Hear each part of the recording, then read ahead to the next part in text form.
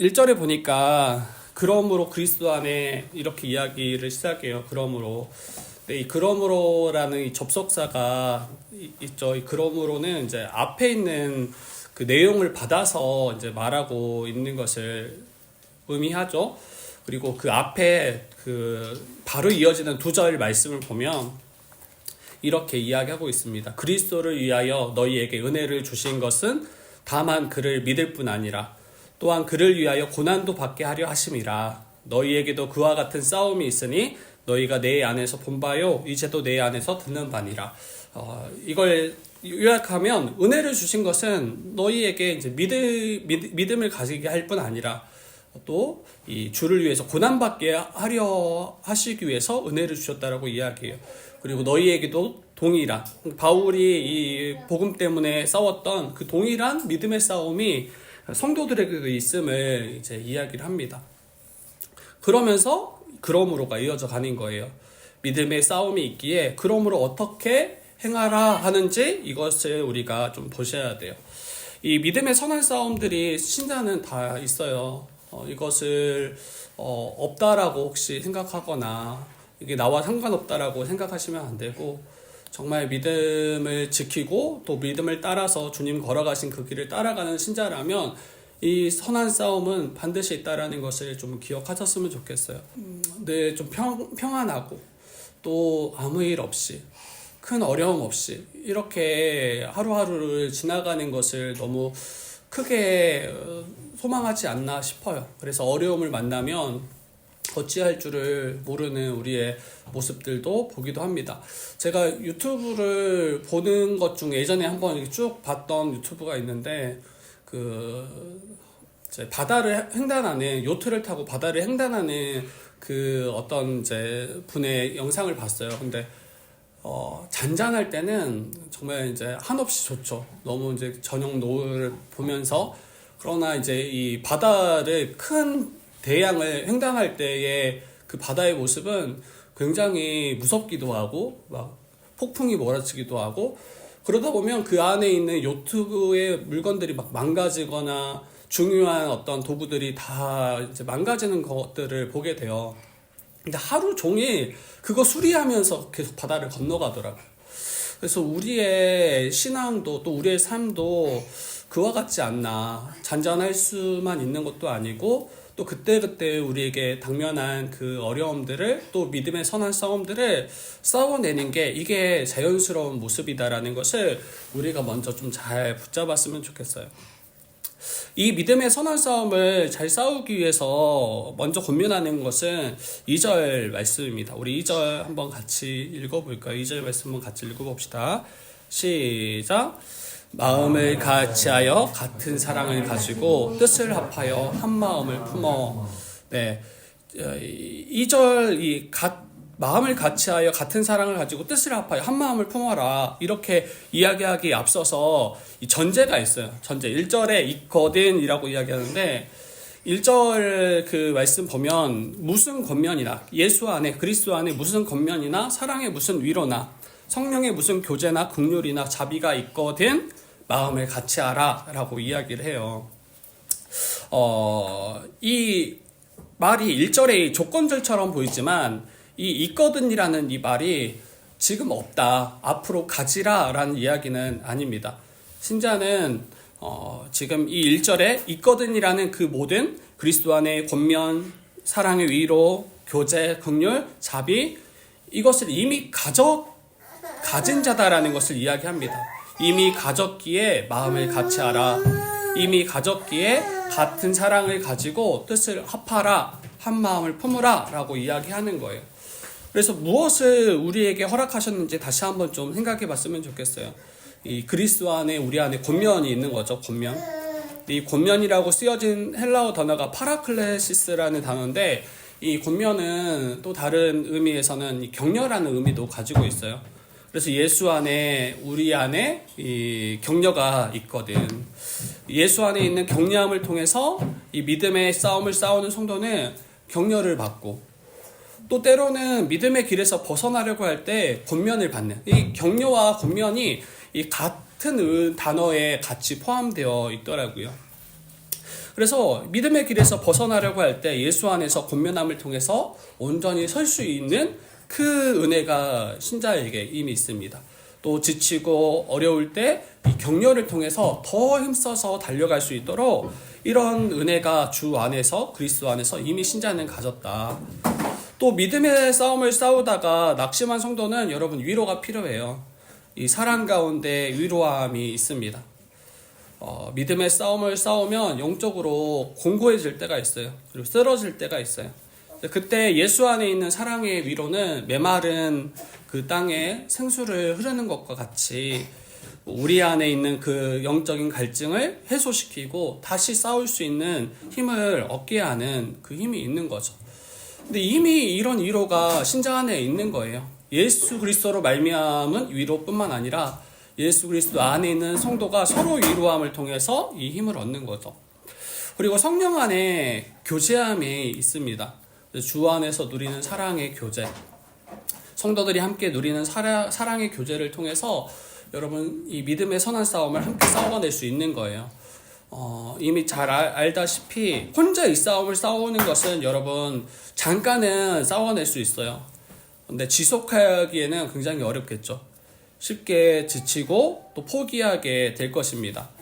근데 이 믿음의 선한 싸움을 함께 싸우는 동역자들이 있기에, 지체들이 있기에 서로 교제함을 통해서 지속할 새 힘을 날마다 공급받을 수 있는 거죠. 그리고 서로를 긍휼히 여기는 자비의 마음이 이미 신자 안에 있어요.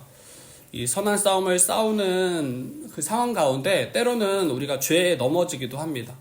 그리고 또 다른 지체들의 마음을 아프게 하기도 합니다.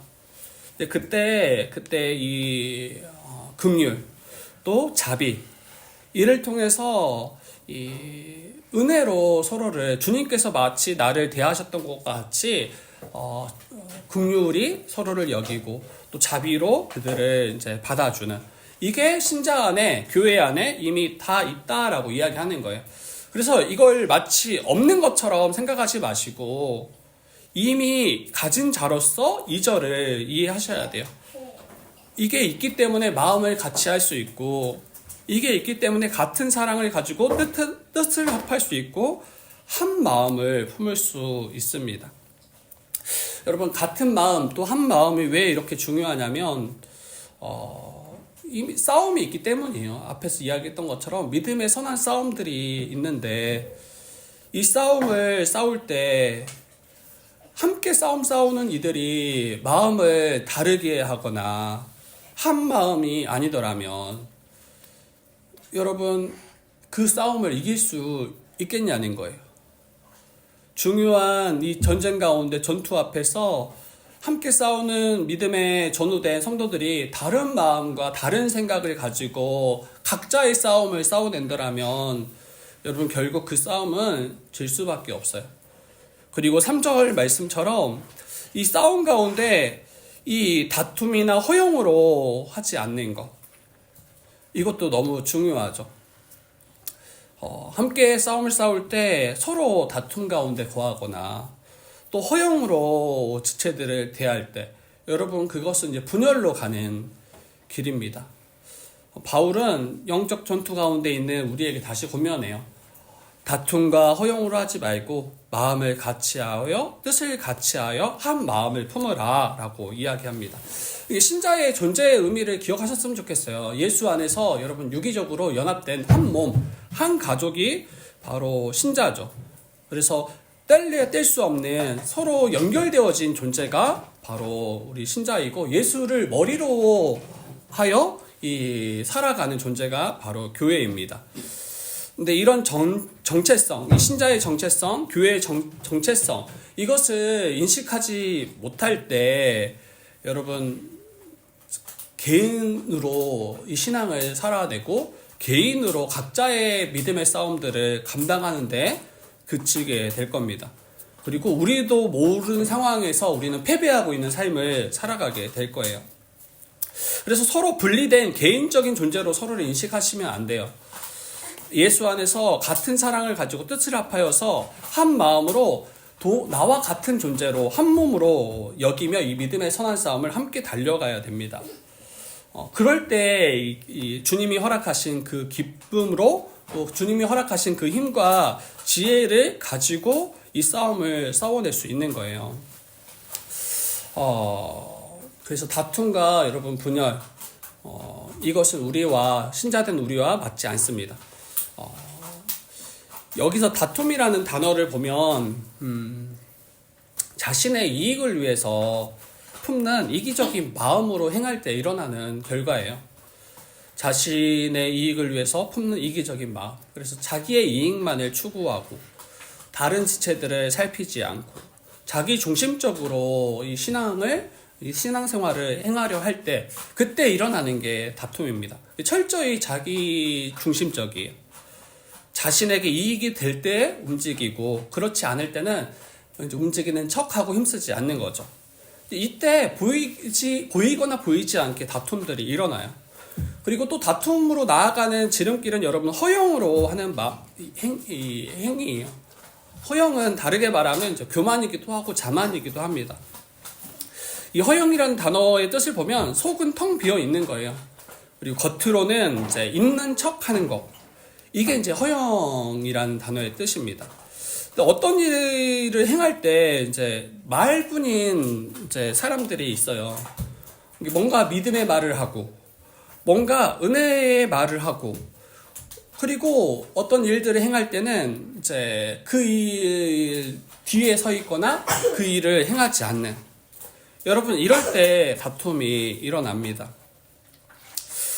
그리고 이러한 허영으로 행하는 이들은 여러분 말을 만들기 쉬워요. 본인은 행하지 않지만 이 일이 어떻다 저렇다 이거에 대해서 평가하기를 좋아하고, 그리고 결국에는 이 일이 이루어지지 않도록 하는데 힘을 다할 때가 많습니다. 다른 이들이 행했던 그 열심을 평가절하하고 마치 아무것도 아닌 것처럼 그렇게 여기고, 그래서 어떤 부분에 있어서 마치 남의 집 불구경하듯이 일들을 다루는 것, 자신과는 크게 상관없는 것처럼 그렇게 행하는 것, 이게 이제 허영의 모습입니다. 여러분, 이런 태도는 성도에게 합당하지 않아요. 자기 중심적이고 자기 이익만을 구하고 또 이 일에 적극적으로 참여하지 않으면서 마치 본인은 그 일들을 다 이룬 것처럼, 다 성취한 것처럼 이렇게 하면서 이제 거기에 대해서 비판하는 것들, 이런 부분들은 여러분 허영과 다툼으로 행하는 모습이고 결국에는 이 교회의 하나됨을 깨는 심각한 문제임을 기억하셨으면 좋겠어요. 그러면 어떤 자세로 우리가 이 믿음의 선한 싸움을 싸워야 되는가? 여러분, 겸손한 마음으로 각각 자기보다 다른 일을 낮게 여기라 라고 이야기합니다. 우리 3절 다시 한번 읽어봅시다. 3절 4절 한번 읽어봅시다. 3절 4절 같이 읽어보겠습니다. 시작. 아무 일에든지 다툼이나 허영으로 하지 말고 오직 겸손한 마음으로 각각 자기보다 남을 낮게 여기고 각각 자기 일을 돌볼 떨어 또한 각각 다른 사람들의 일을 돌보아 나의 기쁨을 충만하게 하라. 네, 여러분 허영과 다툼으로 하지 말고 그러면 어떻게 행해야 되는가? 오직 겸손한 마음으로 각각 자기보다 남을 낮게 여기라 라고 이야기합니다. 마음을 같이 하려면 또 같은 사람을 가지고 뜻을 합하려면 여러분 반드시 필요한 그 우리의 태도, 자세가 있는데 겸손이에요. 겸손. 다른 사람의 가치를 겸허하게 인정하고 받아들이고 높이는 태도죠. 전에는 이제 자기 중심적이었고 자신의 말이 가장 옳다 여기고, 그렇기 때문에 다른 이들의 뜻을 무시하거나 내 뜻만을 관철시키려고 했던 그 자세를 탈피해서 겸손하게 자기의 뜻을 낮추고 상대를 높여주는 마음, 그 자세, 이게 바로 한 몸을 힘써 지키는 그런 모습입니다. 그래서 이런 겸손의 태도가 너무 중요해요. 그때 하나됨을 힘써 지킬 수 있기 때문이죠.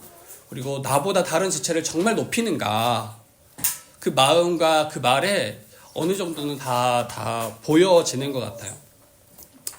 그리고 이 나보다 다른 지체를 더 높일 때 여러분 다툼과 허영은 이게 발 디딜 틈이 없는 것 같습니다. 그리고 아까 4절도 이야기 바로 읽었지만 자기 일을 돌볼 뿐 아니라 다른 형제들의 일을 돌봐야 된다라고 이야기해요. 이 겸손과 또 낮아짐으로 행하는 이들은 자기 일을 돌보는 것에 그치지 않고 다른 사람들의 일을 또 돌보는 자입니다. 이게 다 이기적인 것과 연결돼요.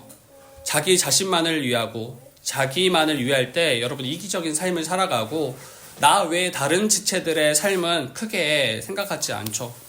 그리고 죄인된 자들은 본성적으로 자기 자신을 가장 위해요. 저만 그러겠습니까? 그리고 좀 더 확장되면 자기 가족만을 위하는 데 그칩니다. 그런데 이 복음으로 인해서 그리스도와 연합한 신자, 예수 안에서 한 몸 된 신자, 이제 서로 다른 존재로 여기지 않아요.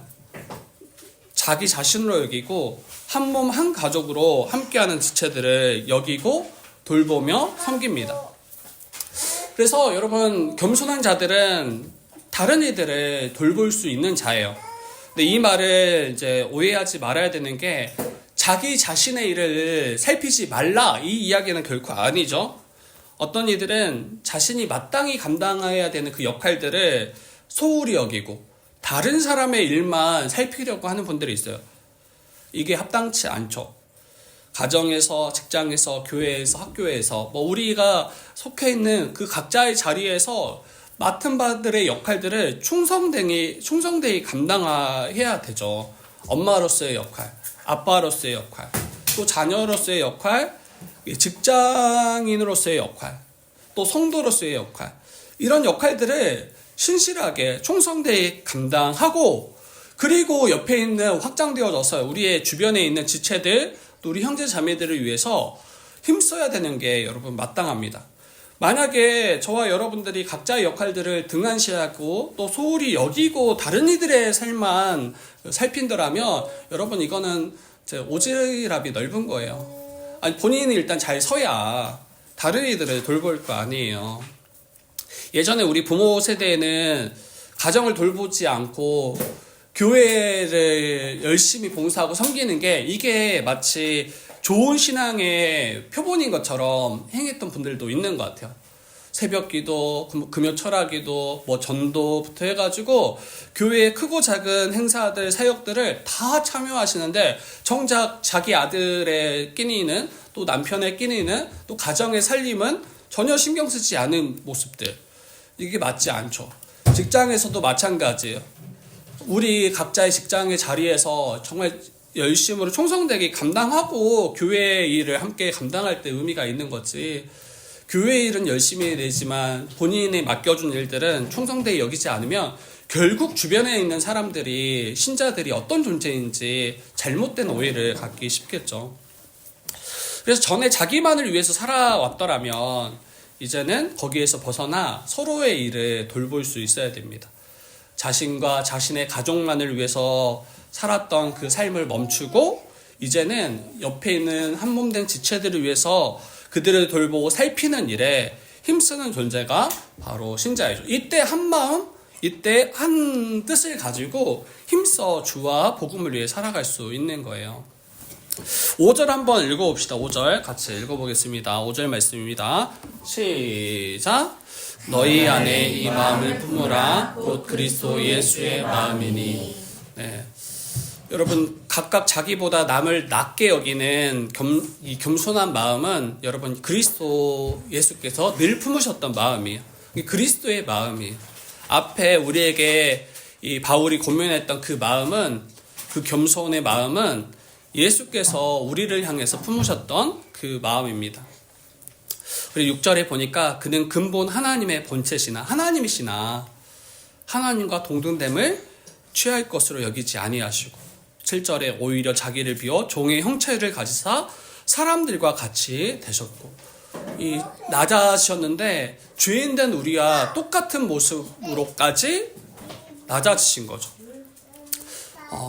그래서 우리 신자들은 여러분 모두가 겸손의 왕이신 그 예수 그리스도를 본받아야 되고 또 그리스도의 마음을 가지고 여러분 살아가야 됩니다.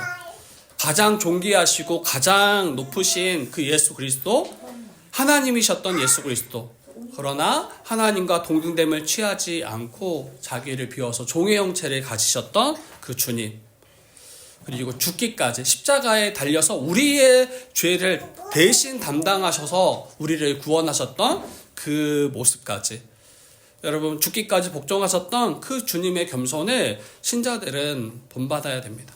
그 마가복음 10장 45절에 이렇게 이야기해요. 인자가 온 것은 섬김을 받으려 온 것이 아니라 도리어 섬기려 하고 자기 목숨을 많은 사람의 대속물로 주려 함이라.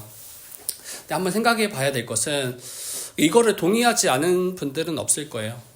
그런데 우리 일상의 삶을 살아갈 때 누군가 나를 조금이라도 낮추려고 할 때, 내가 낮아지는 것처럼 보일 때, 그때 이것을 마땅하다 여기는지, 정말 낮아지는 것이, 정말 무사람이 끝이 되어서 섬기는 것이, 이것이 우리가 정말 바라고 소망하고 그러한 삶을 원하며 살아가고 있는지.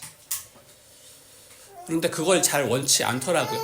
조금만 낮아져도 기분이 상하고, 조금만 어떤 이익을 누리지 못해도 마음이 상하고.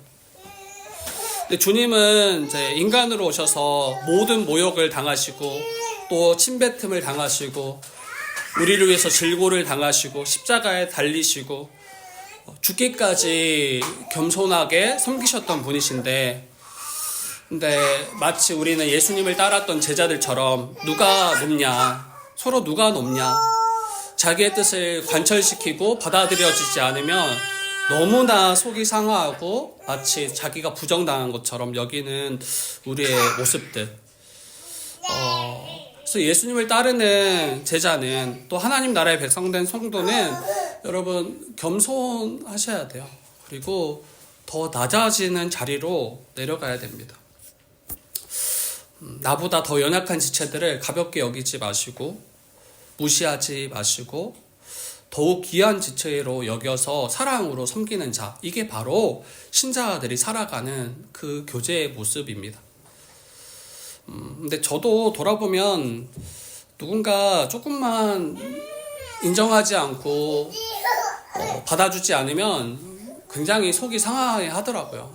저 자신을 돌아봐도 많이 이런 부분들이 훈련됐다라고 생각했는데 그렇지 않고 자기도 모르게 이러한 이제 성을 내고 또 그것을 도리어 마땅하다로 여기지 않는, 제 프로필 그 푸사에 이제 제가 원하는 삶의 모습이죠. 무익한 종의 그런 모습으로 살아가고자 소망하는 바들이 있어요.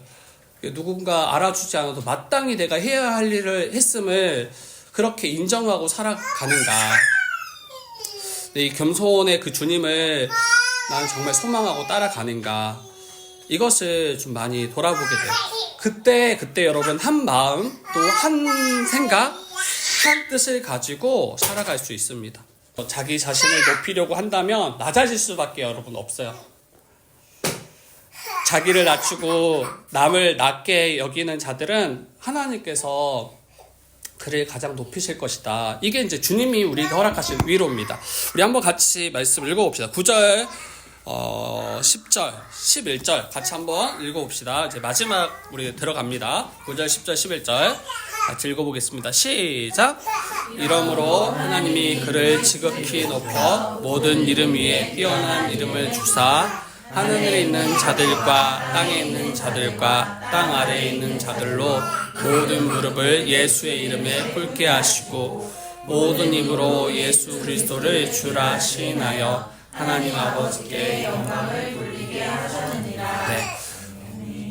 주님을 본받아서 그 겸손의 본되신 예수를 따라서 자기를 낮추는 자, 그리고 나보다 남을 더 낮게 여기는 자, 그러한 자들에게 우리 주님께서 어떻게 행하실 것인지.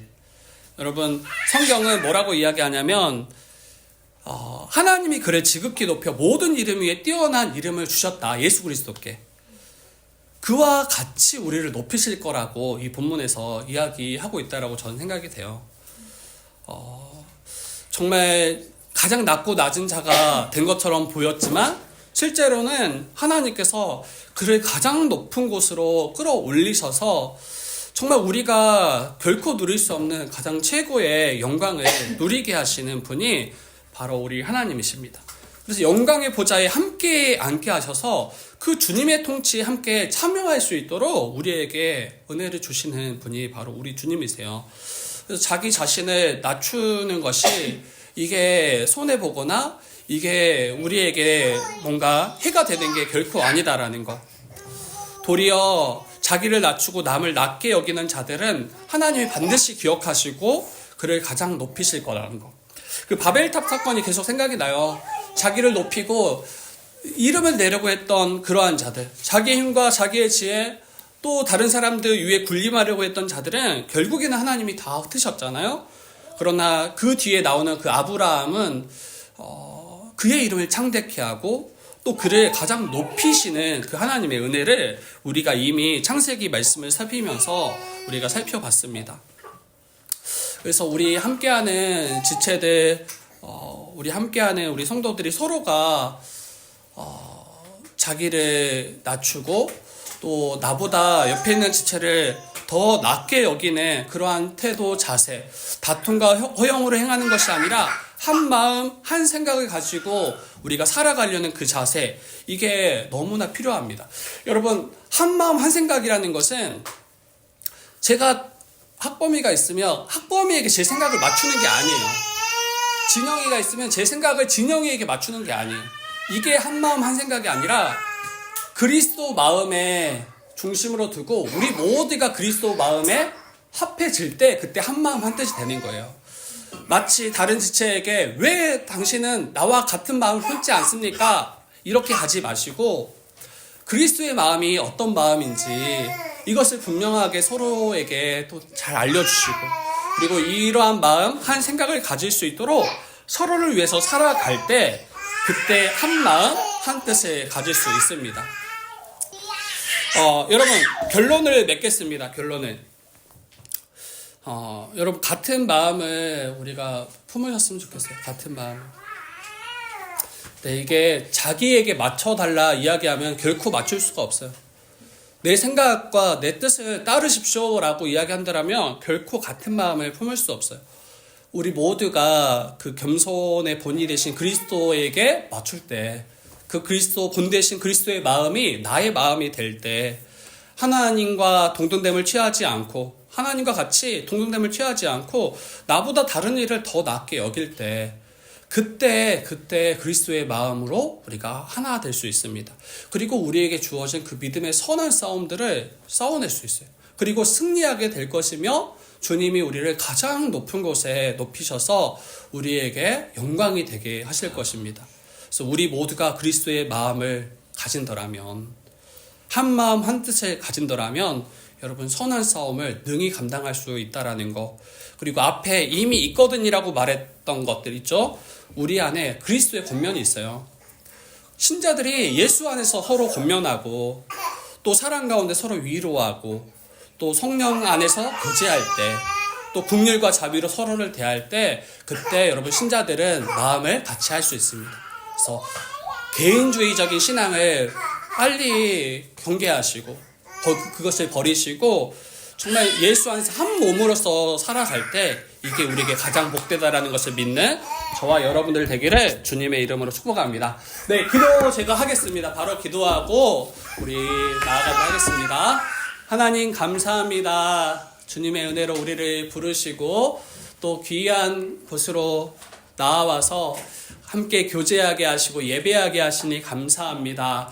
정말 주님, 정말 주 안에서 우리가 어떤 존재인지 다시 기억하게 하시고 정말 믿음의 선배들이 지나갔던 그 믿음의 선한 싸움들 또 우리에게 주어진 그 믿음의 길을 우리가 회피하거나 외면하지 않게 하시고 정말 우리 안에 있는 그 그리스도의 권면과 또 사랑과 위로와 또 긍휼과 자비를 힘입어서 정말 우리 사랑하는 지체들과 마음을 함께하게 하시고 한 마음 한 뜻으로 그리스도의 마음으로 행할 수 있는 우리 모든 지체 되어지게 하여 주시옵소서. 나보다 연약한 지체들을 그들을 무시하거나 또 우리가 낮게 여기는 것이 아니라 나보다 그들이 훨씬 귀하고 또 높으며 또 그들을 사랑으로 섬길 수 있는 그러한 마음으로 행할 수 있도록 도와주시고, 여전히 누군가 나를 낮추려 할 때, 또 내가 인정받지 못할 때 일어나는 우리의 분냄들, 우리의 완악함들, 우리의 그 모든 마음들 주님께서 깨끗게 하여 주셔서, 주님이 낮아지셨던 것처럼, 자원함으로 죽기까지 낮아지셨던 것처럼 그 주님의 마음을 가지고 함께 이 믿음의 길을 걸어갈 수 있도록 주여 인도하여 주시옵소서. 능히 믿음의 선한 싸움을 싸우게 하시고 승리하게 하시고 우리를 높이실 것을 믿사오며 모든 말씀 예수님의 이름으로 기도드립니다. 아멘. 이제는 우리 주 예수 그리스도의 은혜와 성부 하나님의 극진하신 사랑과 성령 하나님의 감화, 감동, 교통하심의 은사가 그리스도의 마음을 본받아 그 마음을 품기 원하는, 그 마음으로 살아가고 한 마음 한 뜻으로 행하기를 원하는 우리 사랑하는 모든 성도들과 그들의 가정 위에 이제로부터 영원토록 함께 있을지어다. 아멘. 우리 박수로 마무리할까요?